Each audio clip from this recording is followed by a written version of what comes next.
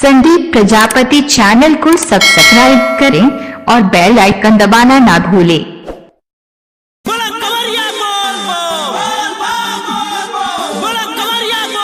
आप सुन रहे हैं डीजे संदीप प्रजापति ग्राम आम गाँव।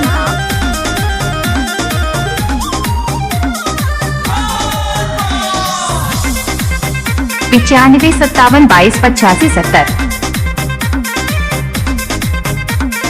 रोड में कांवरियन के जाम्बा अभी जा रे तो दूर बाबा धाम्बा।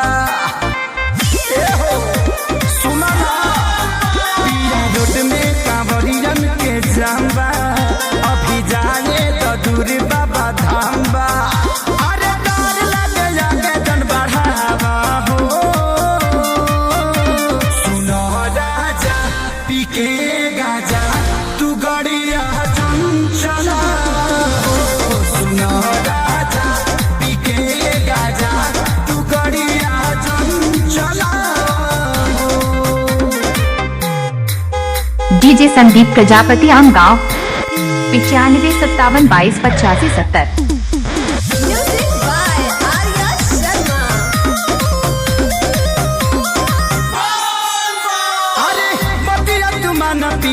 अपना में हर के पूरा परिवार बाटे अपने ही घर के। सुनो ना बतिया तुमान पिया अपना में हर के पूरा परिवार बाटे अपने ही घर के।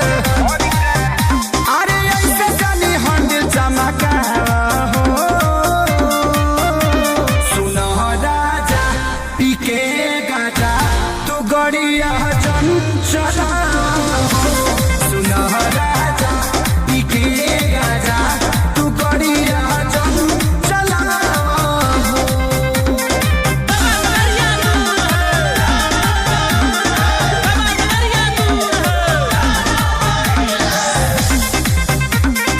नाम तो सुना ही है डीजे संदीप हाईवे आम गाँव।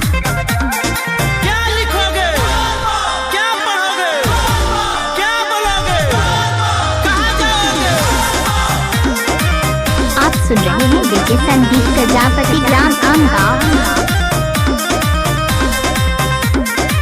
सोनू संजय दिले हुई है जाके जलधारी नशा में बड़ो काहे अरे आखे सारी। सोनू संजय दिले हुई है जाके जलधारी नशा में बड़ो काहे अरे आखे सारी।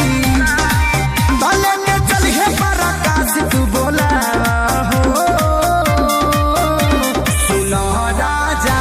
पी के गाजा तू गड़िया चला।